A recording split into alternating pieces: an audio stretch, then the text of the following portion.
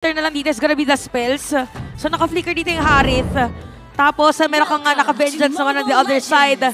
Again, ang question natin bago magsimula yung laban na to, pipigilan na ba ni James Pangs at saka ni Shizo ang namamayagpag na Kite Brothers? This is game number 3, AP Bren laban sa Aurora Gaming. Kaibahan dun sa games 1 and 2. Medyo tahimik yung bakbakan dun sa may bandang gitna. Nakapag-clear kagad ng mabilis yung mga mid laners natin. And ito yung tapatang Shizo tsaka Doming. Kahit kanina pa mainit eh. Oo, mainit din. Parang 3 Granger, 3 Harith din. All 3 rounds eh. Oo, pwedeng ano kasi dyan eh. Pagka same na hero yung ginamit mo, di ba? Na yung laning mo ay medyo same. Kailangan may baguhin sila sa pattern nila. Para hindi malaman na, ay, ito yung ginawa nyo kanina, iba ngayon. Kumbaga, shake things up. Sabi nga nila na kailangan, if ganito na yung nangyayari, baguhin mo para magbago yung resulta. Tama naman. Pag nakikita mo na hindi na effective yung isang bagay, baguhin mo. Tama naman. And yun yung maganda sa mga players natin sa MPL Philippines, hindi pwede na nag-i-stay lang sa ganon, di ba? Oo, huwag kang papayag. Huwag kang papayag na ganyan status ko lang, di ba? Oo, kailangan gumawa ka ng paraan kung saan ka lalamang. Pag ramdam mo na need na ng pagbabago, baguhin mo. Baguhin mo. Sa'yo magsisimula ang pagbabago. Man in the mirror, di ba? Yan. Michael Jackson. Yun nga. Tsaka nga ng rotation dito ni James Pang at saka ni Keke doon sa may top lane. Talagang gusto nilang puruhan itong si Edward. Mainit dugo. Mainit ang dugo sa isa't isa. Speaking of mainit ang dugo, napaflicker na rin. Itong si Edward. Ooh, flicker before turtle. That's big. Oo, tapos nagamit yung Revitalize from Renegade. Pero siguro dito ang gusto nila mangyari is para na talaga magkaroon na... Okay. Ito yung sinasabi ni Midnight nung week 1. Kung hindi mag-go for the turtle, abang na lang sa orange buff. Grabe to, King Kong special. Sabi ni Demon Kite, na-accumulate ko lahat ng galing ng mga jungler sa buong mundo. Pag ayoko mag-turtle, orange buff. Okay, parang hero pa nga ata ang gusto niya doon sa may bandang ibaba eh. May nagaganap din pero may pagharang na ginagawa dito ang AP Bren. Kekidot ay nakaabante din. Malayang pagong para sa kabanan ng AP Bren. Naagaw ba? Naagaw. Okay, naagaw. Tinry lang harangan. So may kita natin ngayon na para sa ating dalawang teams, parang ayaw muna talaga nila ng teamfight. Specifically for Aurora kasi movement kanina ng AP Bren. Okay, punta tayo sa may turtle. Aurora naman, patabain muna si Demon kahit yung bigla ka na lang magta-fracture. Yung bigla ka na lang gugulat. Yeah. Tsaka ang kinagandahan talaga dito sa Nolan is, na-introduce tayo ng multiple times sa matchup na to, yung Suyu versus Nolan. Kayang-kaya talaga ng Nolan yung Suyu kasi mas countless yung dashes ng Nolan. And yung burst potential, naki Demon Kite yung decision. Parang, okay, padadashing kita 2 beses, tsaka kita pa-fracturein. Yung Suyu parang after mo ng washing, yun eh. And kapag na-outlive ka nung Nolan, parang, okay, ang kasunod nito, 5, 6, 10 dash eh, pwede. Oo nga, no. Tsaka kailangang mag-ingat dito ng Aurora dahil nga naman nakakatakot talaga yung mga fracture play dito ni Demon Kite. Lalo na medyo malalambot din naman yung mga hero nila eh. Walang technically sobrang kunat dyan eh. Bukod dun sa kay Kekedot, remember, hindi naman din tank yan eh. Fighter din yung hero na yan, di ba? So, kailangan nilang iwasan yung mga burst dito na igagawin ni Demon Kite mamaya. Tsaka magkaiba na nature yung mga tank nila. Parang yung kay Renegade dito, more on sa kanyang taunt. Yung kay Kekidot naman, parang diretso talaga, all in. Pagka nag-ejector, kaya din kung mapapansin nyo, kung kanina grabe yung tagpuan ng dalawang teams, ngayong game, parang restricted yung nangyayari. Isang teamfight lang, tsaka pwedeng dumiretso yung pangyayari para dito sa ating dalawang teams. But so far, tahimik ka lang doon. Protektado na yung orange. Alam mo, nagiging ganito na yung storya ng ating game. Lalo na sa MPL Philippines tayo, 4 minutes na 0 kills pa din. Pero sobrang importante kasi nung lamangan pagdating sa jungle creep, especially before the 5-minute mark. Kasi yung junglers yung usually nagde-dictate ng tempo after the 5 minutes kung kaya mo bang i-handle yung isang side lane. Kasi kapag hindi kaya ng jungler nyo yun, mabilis mag-shift yung network difference kasi may isang lane na hindi nyo makontrol. Nakakapanibago to. Parang huling nakita ko to, season 13, tank jungler pa eh. Yung 0-0, magpa 5 minutes na, di ba? Ano yun? 5 lane. Oy! Ayan na, bibigyan na nga kagad. Dapat ito Guardian! Walang tinamaan doon habang si Kekidot na matatamaan mula sa Aurora Gaming. Habang si Ter, umatras din. Chomsker, kalahati ka dyan buhay dito pero makasayaw. Ay, naman! Force. Itong si Shizu. Chomsker with a kill. Ngayon, ito na yung pagbawi ng AB Bren. Nakakuha din ng isa si Demon Kite. Hop! And, Yeah! actually, si Doming kahit Yue, Yue! Pero Grabe! si Yue! Nakuwi na siya yung machine ni James Banks dito. Nagakatay lang siya ng vertical. Oh my gosh! Na-outplay pa! Grabe Ano si nangyari James Banks. dun? Grabe yung pagsayaw-sayaw nung Suyu doon sa loob ng teamfight na yun, yung soul saver damage, yung mga dashes niya. Pero at the very least, nakuha naman ng Aurora yung Turtle. Medyo naging masama yung start ng Turtle fight na yun after iba to, ni Kekedot dito. Yung, actually, di ko na malala kung si Edward. Si Edward. Ang problema kasi may Primal Wrath na reset dito yung teamfight ng Aurora, mas mataas yung damage output nila. And ang difference is, yung Harit kasi, para makapag-output siya ng damage output, kailangan niya mag-dash in. Ang problema, si Domi kahit napakalayo niya, pwede siyang pumatay-patay mula sa malayuan. Pero sa may bottom lane, muntik pa actually si Shizu. Grabe yung talent ng mga players natin. Kasi talaga nag-a-adapt sila habang nasa match. Kasi for Aurora, alam na nila na magbabato anytime si Kekedat doon. Kaya naka-ready din si Edward. Tapos ganoon din naman para sa AP Bren, alam nila na ganoon yung magiging reaction ng Aurora para sa laban na hop.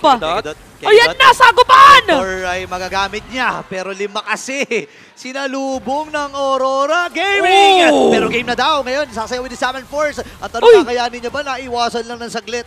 Pero napatagal yun. Kaya lang hindi na rin magtatagal yung Torre dun sa may baba. Gets ko yung attempt ni Kekedot. Actually, hindi naman, mukha siyang feed.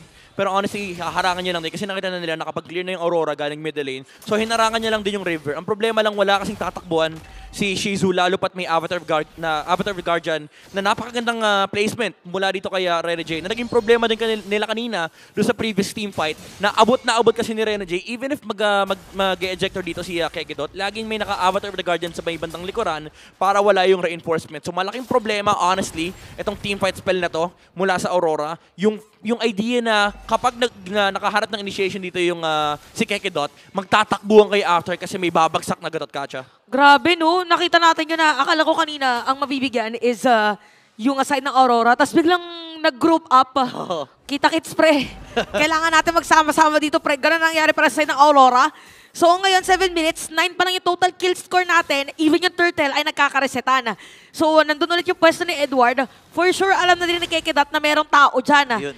So parang pwede na nga dito magkaroon ng bait eh. Sige pre, magpapaano ako, magpapabato ako. Oo nga, ayun o. Kayo na bahala. Si Kekedot, umaabante na rin. Pero sabi na, sige, abantihan na kagad natin. Hindi mag-i-abot of the Guardian. Tinamaan si Jobber sa may madalikuran naman si Doming Kite. Ay nakuha na ng pagong ngayon. Rundown mula sa Team Aurora. Habang si Doming Kite ay nakuha rin ng kill. Chomsker as well. Ngayon, lalayo muna itong si Der. Hinahabol mo si doon. Ako pinagpabaril. Ginagawa ko.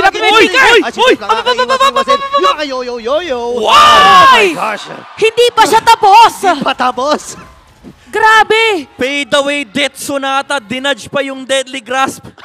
Kung Ang lupit mo, Doming Kite. Kung sa arcade game to, hindi na niya pinansin yung reload. Oh, Reload. Wala. Naglaro siya sa time zone kanina. Tapos sabi niya, Granger ko na to eh. Grabe, 8-5 and Doming Kite showing his prowess sa kanyang Granger performance, Granger Danger for AP Bren. Kanina pa nananalo yung mga Granger, kapansin-pansin ha. Again, iba rin kasi yung impact ng isang Granger. Isipin mo yon, hindi mo na kailangan lumapit para mag-deal ng mataas na damage. And yung Death Sonata, hindi lang, kumbaga double purpose yan eh. Kung may tatamaan doon sa may damuhan, edi okay. Kung wala, vision yun para sa inyo na makatawid doon. Ayun o. Kahit na mangyari, okay. Pagkasabi ni Burrito ng Vision, dumiretso naman ng Vision dito si Doming Kite. So lumalaking kalamangan ng side ng Aurora para din sa ating laban. Nasira na rin nila yung first tier turret rather, both top lane and even a bottom lane. Meron pang Malefic Roar. Ngayon, si Demon Kite. Lalo nang mas masakit dito yung damage output, especially the physical damage coming out from Aurora. And even yung CC na naka-Vengeance, hindi natin maramdaman yung kanyang durability and yung sustain sa team fights. Ang talaga nagiging star ng team fight dito is yung ginagawa ni Renegade at ni Edward. Yung talon, sabay-sabay silang tatalon. May sariling target dito si Edward, tapos naka-back up si Renegade sa likuran. 9 minutes in, 400 stacks na yung Granger, tapos may 30 na may 30 na stack pa sa Skypiercer.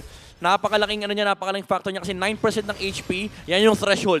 Basically, kapag nakita ng AP Bren na medyo 1/4 na ng HP nila, bawal na sila bumalik sa teamfight. Ngayon na binanggit natin sa AP Bren, alam natin na napaka-importante nito para sa kanila dahil lahat ng mga points natin, pag nanalo ka ng series, 1 point lang siya. Hindi na nagmamatter kung 2-1, hindi na nagmamatter kung ilan na. kung umabot pa na 3 games, pero may mga pokes na gagawin! Naku, namatay ka agad. Dapat of the Guardian. Naku, inabutan si Jisoo dito. Pero ang target ata ng komunadang Aurora. Op! Nalilita mga buhay nila na this James Pang. Washing, pero may liligtas. Nung revitalize mo lang yung Ren and Jay. 4v5 ang magiging laban. Reset daw para sa Aurora Gaming. Goodness. Nauntog yung Harit. Grabe yung agimat din nung Regen J. Region na nakasapak pa siya, nakakuha pa ng HP pabalik, pero yung isang Croro Dash nauntog doon sa pader. Ang kapal kasi ng pader na yan. Kapal eh. Oo, kailangan pabawasan natin yan. Oo, pwede nga niya. Kay Foreman. Pa-shave natin kay Ingan. Oo, ayan na. Ayun na. Ito na, mainit ang labanan natin dahil meron ng Lord para dito sa ating game. So, pinapwestuhan niya ng Aurora.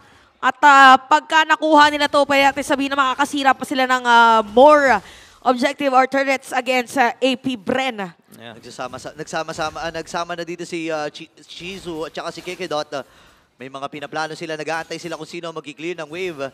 Si Yui nakakatulog din eh. Ang init lagi nung nila, nung... Tomeng! Tumatakbo yung robot! Nakapag-flicker yung babato ng robot! Pinors lang yung flicker. Pero medyo malaking kit din yung conceal. Pero at least may flicker pa si Kekedot. Isang maling pwesto lang ng Aurora, pwedeng pala sila i-punish yung Joyd. Pero again, ang pinakamalaking problema ng AP Bren dito is yung Gatot Kacha. Kanina pa hindi makita si Renji. Ayan na ejector and flicker. Edward ay namatay ng kagad. After the guard as well ay nagamit din. Abot si Renji ay namatay. Si Der pala. Renji, ito na, namatay na nga rin. 2-for-2 ang naging palitan doon. Pero go-go parehas na parehas yung natira, dito sa gitna. Parehas na parehas yung natira. Jungle, Mage, at saka yung yung Marks. Oh my gosh, ayan na yung outplay! Lugi talaga, Suyo. Lugi talaga. Oh my goodness! Sabay diretso, Lord, para dito kay Demon Kite. Sayang yung mga vertical dito ni James Pangs na X and Y axis free. Oo, hindi mo kasi mabe-verticalan yung Nolan eh. Yan, spinning cartwheel yan eh. Di titigil yan eh. Alam mo yung dire-diretso, yung parang 1, 2, 3. May sariling countings yan eh. Oo, si Suyo kasi pag vertical, performance dan eh. Dalawa lang kasi yun eh, no? Oo, si Suyo maghapon niyang ginagawa. Ay, si Nolan maghapon niyang ginagawa yan eh. Okay, so ito meron Lord para sa Aurora dito sa Maya top lane. So this could be the final defense para sa AP Bren. Again, Aurora, hindi pa sila natatalo or they are on a win streak para sa MPL Philippines Season 15 at inilatag natin ang storya ng Kite Brothers, Doming Kite 713, Demon Kite 404 at medyo nahihirapan na ngayon na mag-advance at mag-move forward yung AP Bren. Grabe yung mga Death Sonata dito. Nararamdaman na talaga. Even itong si Der at si Kekedot tumatagos na doon sa kanilang sa kaibuturan ng mga shields nila. Yeah. Yung damage dito ni Doming Kite. Ayan na naman! AOG. Okay, Abbot of the Guardian, walang tinamaan pero zone lamang ang magiging target dito ng Aurora. Habang magta-transition ba sila sa middle? Hindi.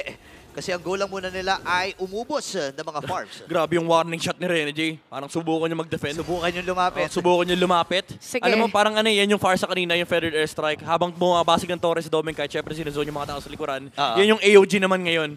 Na, Doming, Meng, basag lang Meng. Tatanong kayo Meng. Tore lang muna, Meng. Oo, pagbaba niya, basag na yung Tore eh.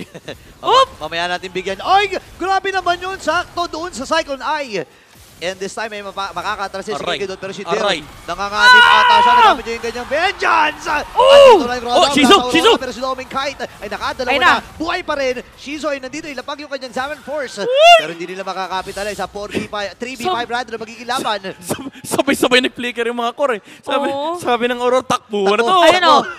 Ito yung mga ibig sabihin na sabay-sabay. 104, 101, 105 seconds. Takot sila sa Harit eh. Sabi, Okay na. Pre, biniligtad tayo niya kanina ha.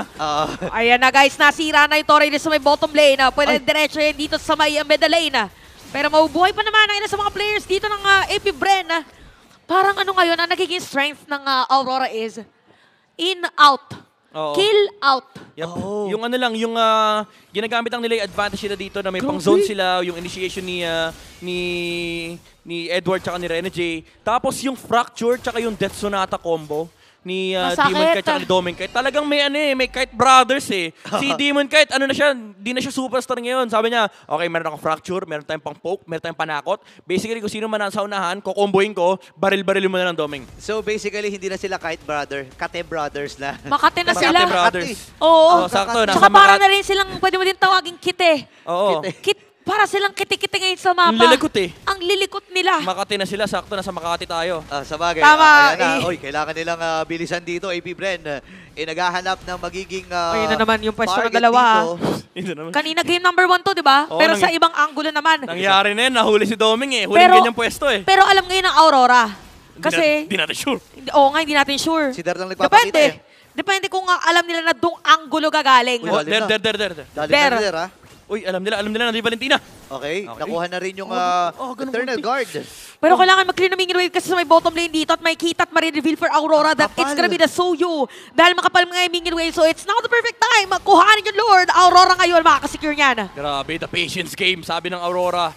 Sige, ano tayo dito, magchacha tayo dito, mahinihintay kami. Nandun pa yung nandun pa yung supply namin sa top lane. Di ba? Tsaka alam nila na hindi rin magko-commit ang AP Brandon dahil bukas yung top, bukas yung bottom lane, at yung mga mega minions sila dun sa may baba at sa itaas, yun na yung bahalang tumulak dyan di ba? Oo. Ito yung sinasabi ni Chantel eh. Alam mo yung kahit behind yung AP Bren. I mean, malaki din naman yung lamang ni Demon Kite, pero laging nakakahabol si James Punks. Oo nga, parang may sarili siyang land of For doom. an unknown reason, may nahuhukot siyang farm somewhere in the map na hindi natin nakikita. Ang tawag dun sa amin, may bulsa sa balat. May May bulsa sa balat. Yun. Grabe, the man with the million farm. Oh, the man with a million farm. Ang dami niyang moves kasi. Oo nga. Ayan ang move niya ngayon. Mag-farm. Mag-farm sa bottom lane. Oo. Pero magiging enough kaya yung farm na yon as Aurora will try to go for probably the final push kung hindi madedepensa ito after the Guardian. Avatar the Guardian nagamit, pero para lang i-zone at Aray, mabasag Der! na completely lahat ng mga torre dito. Aray ko, Pero bes! ito na ba ang right opportunity para sa Aurora na tapusin ang laban na ito? Ngayon, magkocommit pa rin ang AP Bren. James? Pero kakayanin ba nila? Ang problema ay Ooh! wala na si Oh! Der. Save Oh! Joker. Isu as well. At mananatiling undefeated nga ba ang Team Aurora? At ito na yon. Aurora Gaming still undefeated. Another win para sa Aurora. Hindi na binigyan pa ng chance makadepensa ang AP Bren for this 3-game series.